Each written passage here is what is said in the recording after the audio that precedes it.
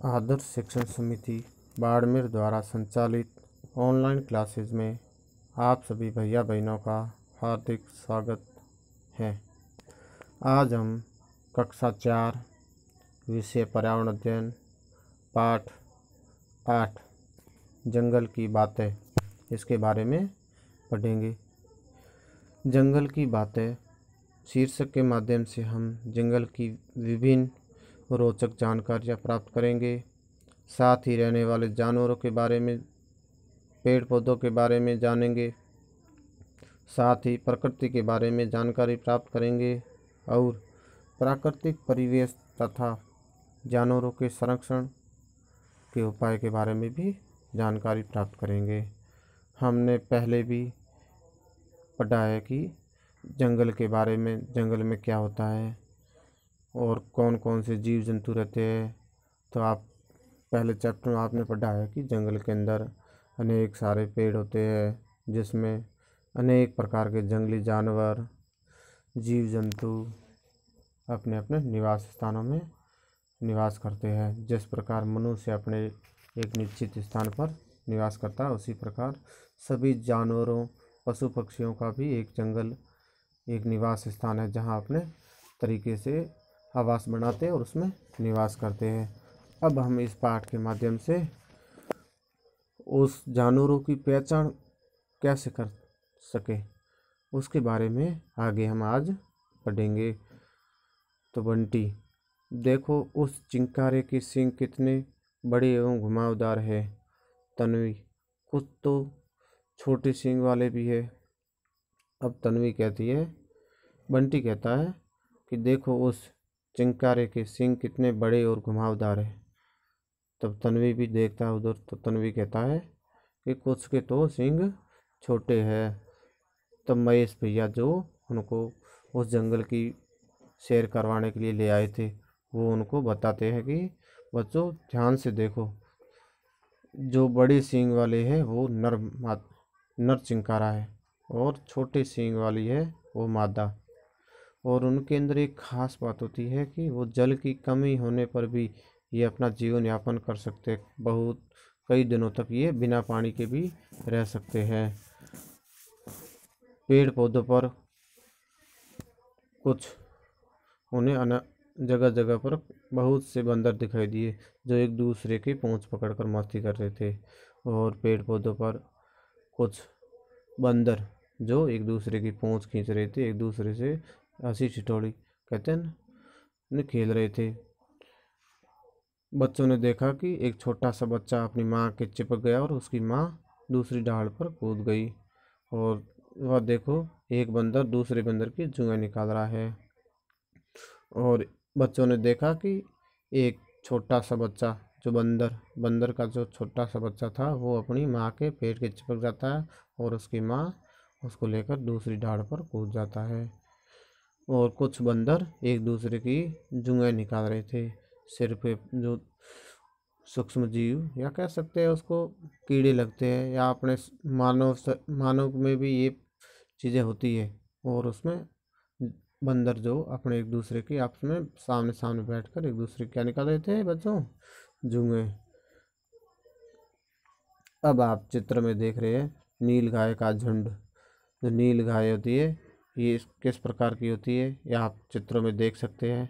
और इनकी अपन नर और मादा की कैसे पहचान कर सकते हैं इसके बारे में हम पढ़ेंगे।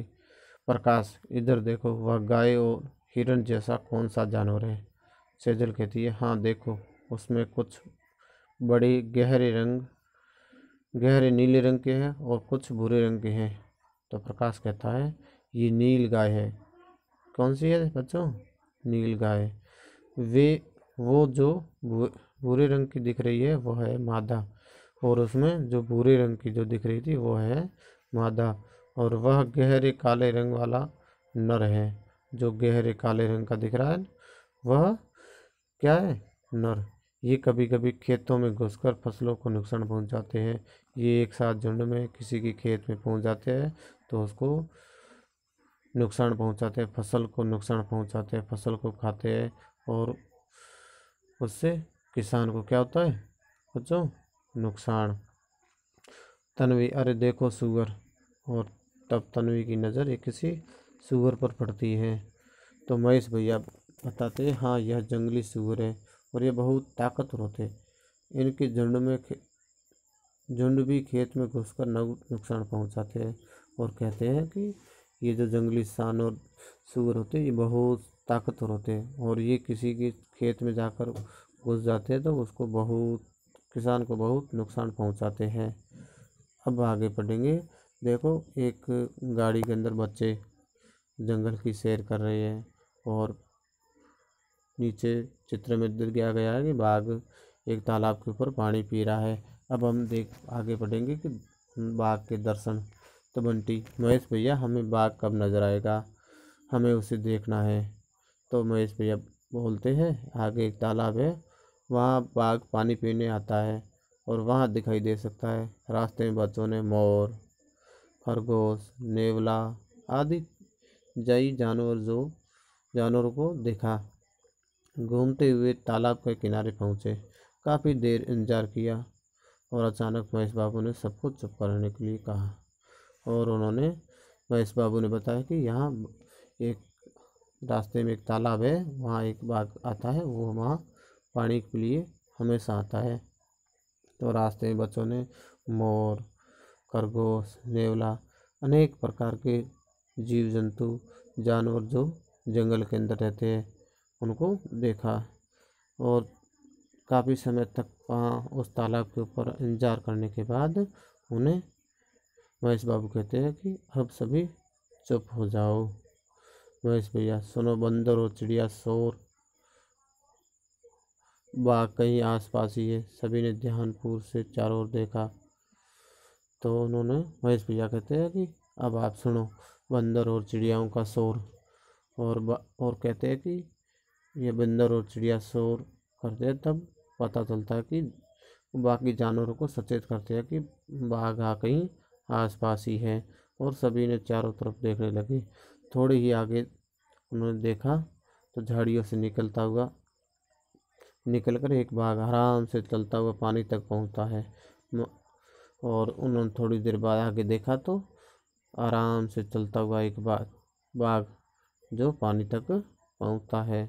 मामा जी ने अपने कैमरे से उसके बहुत से चित्र लिए और बाघ के जाने के बाद महेश भैया ने बताया कि बाघ अक्सर अकेला ही रहता है, जबकि बाघिन अपने बच्चों को 1 से 1.5 वर्ष तक अपने साथ रखती है। और बच्चों के साथ जो मामा जी आए थे उनके पास एक पिक्चर लेने के लिए कैमरा था, या फोटो छायाचित्र बोलते हैं हिंदी में और अंग्रेजी में पिक्चर बोलते हैं।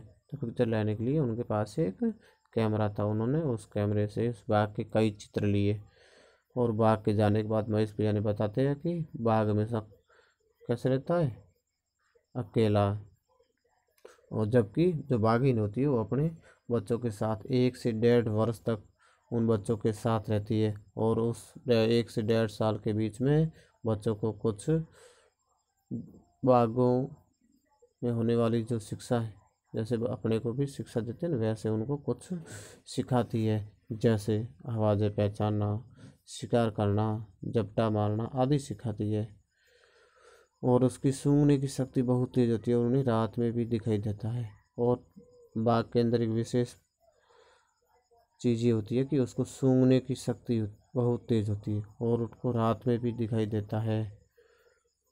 अब हम आगे बढ़ेंगे कि जानवरों को भी दर्द होता है। जिस प्रकार मनुष्य को कहीं चोट लगने पर या अन्य प्रकार की गतिविधियों में दर्द होता है, वैसे वैसे जानवरों को भी दर्द होता है। सेजल, मैंने चिड़ियाघर में कई बाघ देखे, पर जंगल में खुला बाघ देखने का रोमांच अलग ही था।